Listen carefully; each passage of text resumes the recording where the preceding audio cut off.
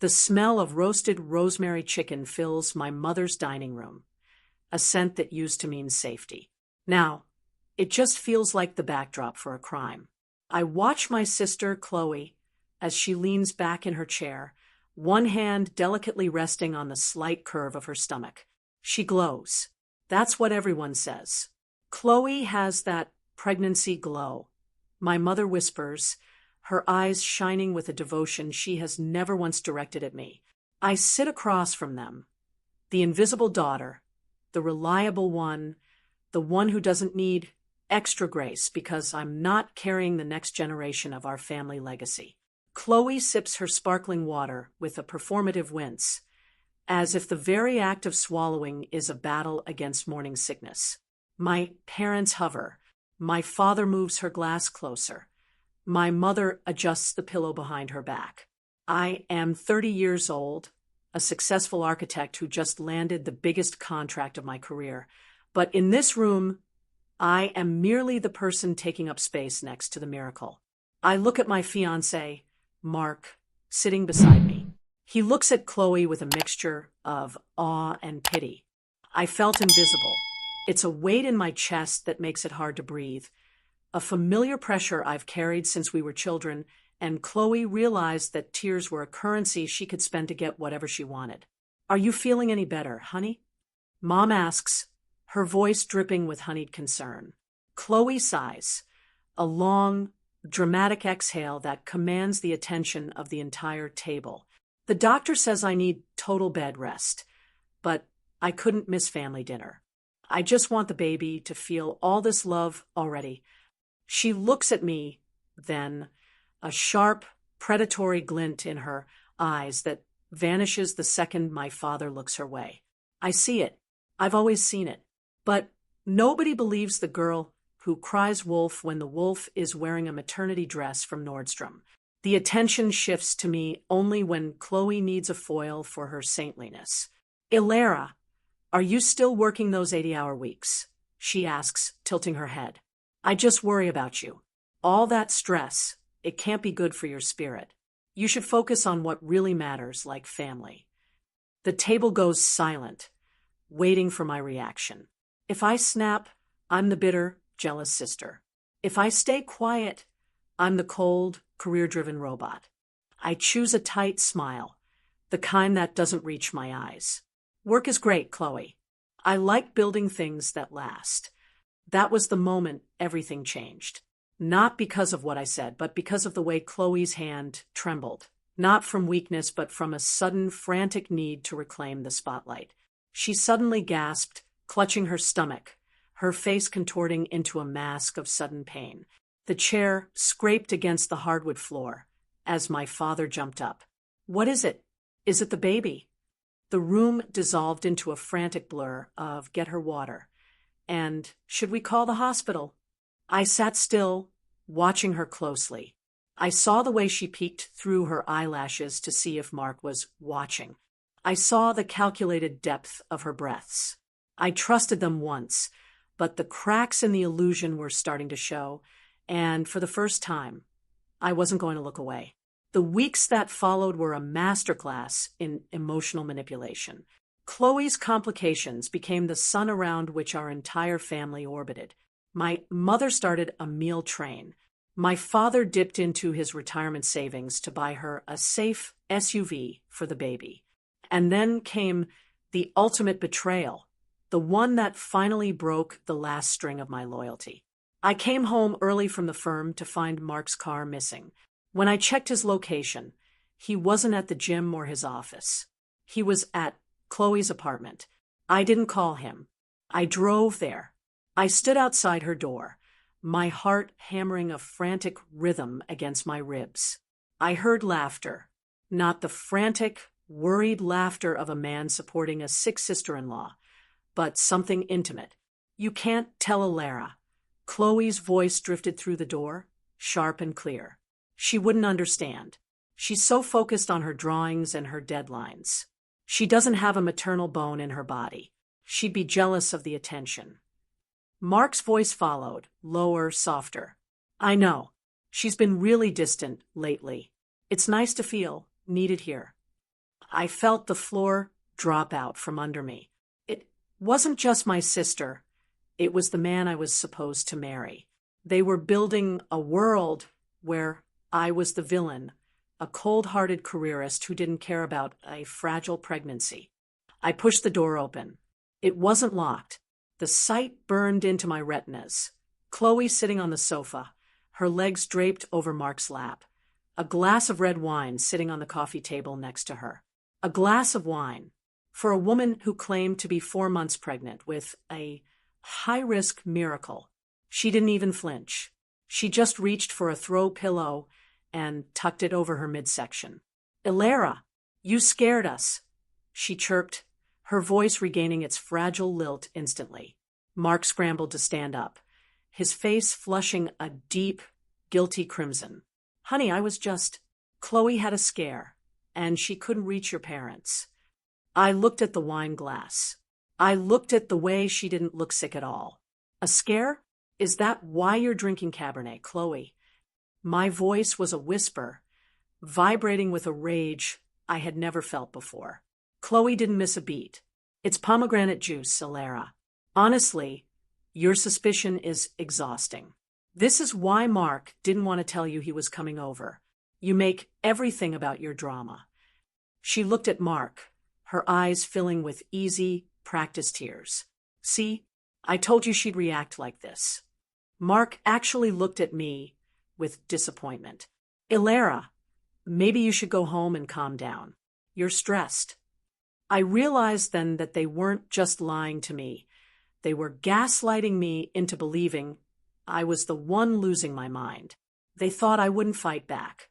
They thought I was too logical to get my hands dirty. The emotional collapse didn't happen in public. It happened in the quiet of my car, parked 3 blocks away from the life I thought I had. I cried until my throat burned, mourning a sister who never existed and a fiancé who was a stranger. They were using a fake life to destroy my real one. Over the next few days, the evidence of their collusion grew. Chloe's ultrasound pictures were posted on Facebook, blurry, generic images that I realized after a quick reverse image search were from a stock photo site. I watched my parents sell their antique coin collection to pay for Chloe's specialist appointments in the city. Every time I tried to point out an inconsistency, the fact that she never seemed to gain weight anywhere, but her stomach, the way she refused to let anyone else go into the exam room with her, I was shut down.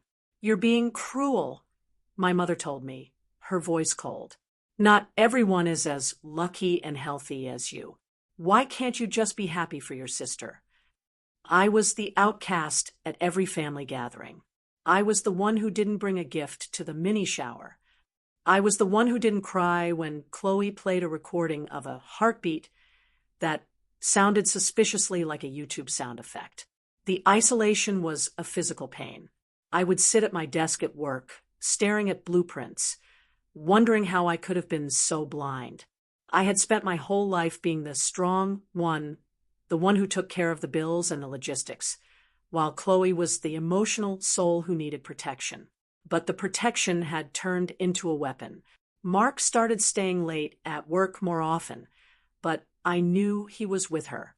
He stopped touching me. He stopped asking about my day. He was obsessed with Chloe's journey, or rather, the version of it she was feeding him.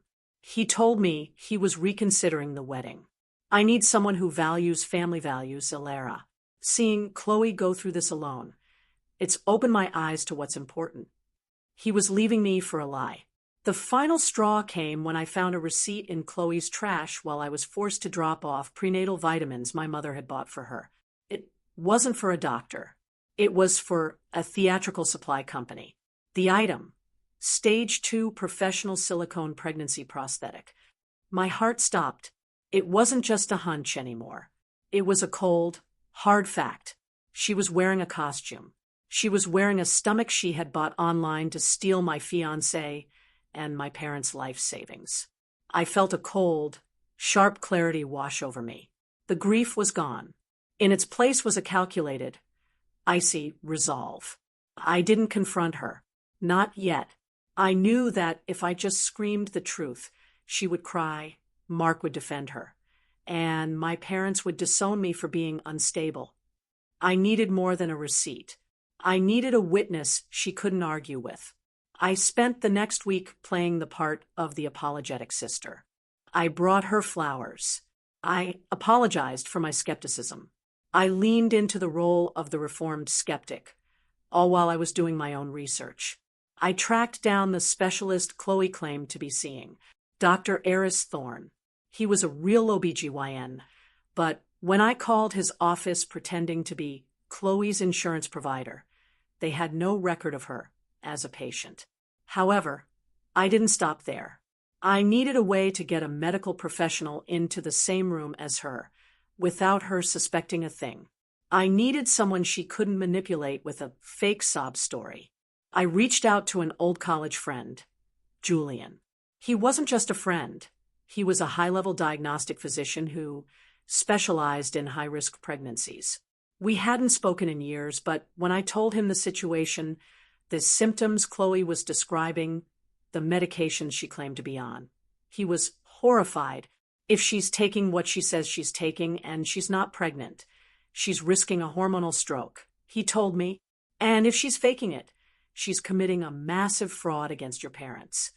Julian agreed to help me, not as a doctor at first, but as my new boyfriend. I wanted the family to meet. I told my mother I wanted to host a reconciliation dinner at my place. I told her I wanted to make things right before the baby arrived. I watched Chloe's face when I invited her. She was smug. She thought she had finally broken me. She thought she had won the war and was coming to collect her spoils. I'm so glad you're finally coming around, Elara, Chloe said over the phone, her voice thick with fake emotion. It's so important for the baby to have an aunt who isn't, toxic. I gritted my teeth so hard I thought they might crack. I know, Chloe. I've been so wrong. I just want to celebrate you. I'm even inviting a friend of mine, a doctor. I thought you might like to talk to someone who really understands what you're going through.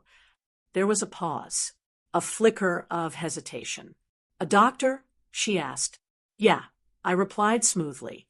He's a specialist. He's actually heard of your condition. He's very impressed by how you're handling it. The bait was set. Her ego wouldn't let her say no to more admiration. The night of the dinner, my apartment was staged like a crime scene. Though nobody knew it but me, I had the lighting perfect, the wine chilled for the non-pregnant guests, and a hidden camera tucked into the bookshelf. I wanted a record of the look on her face. I wanted the moment the mask slipped to be immortalized. My parents arrived first, looking relieved to see me, acting normal. Then Mark and Chloe. Chloe was wearing a tight, jersey knit dress that emphasized the bump. She moved with a slow, exaggerated waddle that made my stomach turn. Mark held her arm as if she were made of glass. I introduced Julian. This is Dr. Julian Vance, I said, watching Chloe's eyes. She smiled, her practiced pageant girl beam. A doctor? How wonderful. I feel like I live at the doctor's office these days. Julian smiled back, a professional, neutral expression. I've heard so much about your journey, Chloe. Elara says you're dealing with a very rare presentation of polyhydramnios. Chloe blinked. She didn't know what that word meant, but she nodded anyway. Oh, yes. It's been so difficult. The pressure is just constant. Julian took a sip of his water. I imagine so, especially with the medication you're on. Terbutaline can be so taxing on the heart. Chloe nodded again, leaning into the lie. Exactly. My heart races all the time. My mother clucked her tongue in sympathy. My poor girl. She's a soldier. I sat back and watched Julian work. He was brilliant. He led her down a path of medical jargon, and she, wanting to seem like the ultimate tragic heroine, agreed to every fake symptom and every non-existent complication he threw her way. She was digging a hole so deep she wouldn't be able to see the sky. Mark looked on, nodding, feeling validated in his choice to support this warrior. I felt a flicker of pity for him, but it was quickly extinguished by the memory of him laughing at me behind my back. You know, Chloe, Julian said, his voice dropping to a serious clinical tone. I brought my portable ultrasound and a Doppler in my bag. Alara mentioned you hadn't been able to get a clear video of the heartbeat for the grandparents lately. Since we're all here, I'd be happy to give you a quick checkup, just to put everyone's mind at ease. The silence that followed was deafening. Chloe's face went from smug to ghostly pale in a fraction of a second. Oh, no, that's okay, she stammered. I don't want to ruin the dinner with medical stuff. It'll take 2 minutes, Julian insisted, reaching for his bag. And honestly, with the symptoms you just described, I'm a bit concerned about the baby's positioning. It's better to be safe. My father stood up. That's so kind of you, doctor. Chloe, honey, let him check. We'd love to hear the heartbeat. Chloe looked at Mark, her eyes darting around the room like a trapped animal. I'm not comfortable. My doctor says I shouldn't have unnecessary exams. Julian narrowed his eyes. A Doppler is perfectly safe, Chloe, unless there's a reason you're afraid of what we won't hear. The tension in the room was a physical weight. My mother looked confused. My father looked worried. Mark looked protective. Hey man, back off, Mark said, stepping toward Julian. She said she's not comfortable. I stood up then, the calm before the storm finally breaking. Why aren't you comfortable, Chloe? You've been complaining about the baby's movement all night. Here is a world-class specialist offering you a free consultation. Why are you shaking? I'm just tired. Chloe screamed, her voice hitting a shrill, desperate note. You're always attacking me. Mom, tell her. My mother looked at me, her face hardening. Alara, that's enough. You're ruining the evening. But I wasn't done. I walked over to the side table and picked up the receipt I'd found. I laid it on the dinner table, right next to the roasted chicken. I found this in your trash, Chloe. A receipt for a silicone prosthetic. Stage 2, professional grade. The room went dead silent. Mark picked up the paper, his brow furrowing. What is this? Chloe reached for it, but I moved faster. And this, I said, pulling out my phone and playing the audio recording I'd made of her and Mark at her apartment, the part where she laughed about me not having a maternal bone in my body. Mark's face went white. My parents looked like they'd been slapped. She's lying. Chloe sobbed, the tears flowing now, but they were different. They were the tears of a cornered predator. She planted that. She's jealous. She's trying to destroy me. She turned to Mark, grabbing his arm. Mark, you know me. You know our baby. Julian stepped forward. Chloe, if you are pregnant, let me use the Doppler. If there is a heartbeat, I will personally apologize and give you $10,000 for your college fund. Right now. Chloe backed away, her hip hitting the corner of the table. She stumbled, and as she did, the bump shifted. It didn't move like flesh. It shifted like a heavy piece of rubber, sliding several inches to the left of her navel. My mother gasped, her hand flying to her mouth. The silence that followed was the loudest thing I've ever heard. Chloe tried to pull the dress down, to straighten it, but the illusion was shattered. The prosthetic had buckled under the jersey fabric, creating a sharp, unnatural ridge. Show them, I said, my voice cold and steady.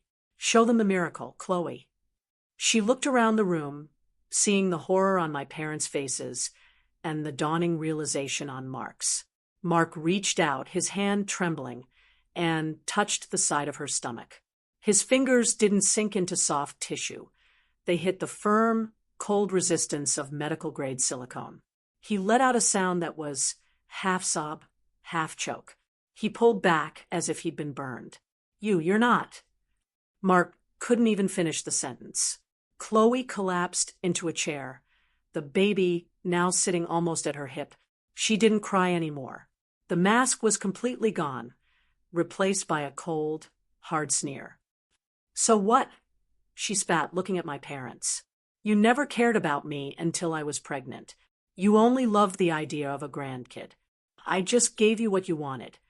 My mother fell back into her chair, looking like she'd aged 20 years in a second. My father just stared at the floor, the weight of the thousands of dollars he'd invested in a life finally crushing him. The aftermath was a slow-motion car crash. Mark left that night, his engagement ring to me still in his pocket, though I told him I'd never wear it again. He tried to apologize, to say he was confused, but the sight of him defending a piece of rubber over his own fiancée was something I could never unsee. He lost his partner, and he lost the family he thought he was building. He was left with nothing but the memory of his own gullibility. My parents tried to come to me to apologize for not believing me, but the damage was done. They had chosen the lie because it was prettier than the truth. They had looked at their eldest daughter, the one who worked and built and stayed steady, and decided she was the villain because she didn't provide them with a script for a Hallmark movie. I told them I needed space. A lot of it. I realized that my role in the family had always been the provider, the one who made everything okay. And I was done playing that part. Chloe moved away a month later. She didn't apologize. She didn't explain. She just found a new city and a new group of people who didn't know her history. I heard she's telling people she lost the baby and that her toxic family drove her away. Some people will always be the hero of their own warped story. But I don't have to be a character in it anymore. I sold the house I was supposed to share with Mark. I took the promotion that required me to move across the country, standing in my new apartment, overlooking a city where no one knows my name or my sister's lies. I finally feel like I can breathe. The air is clear here. There are no rosemary-scented traps, no whispered betrayals, no shadows of a sister who sucked the life out of every room. I am no longer the invisible daughter or the bitter sister. I am just me. I looked at a photo of my family today and felt nothing but a distant, faded pity. Sometimes losing your family is the price of finding yourself.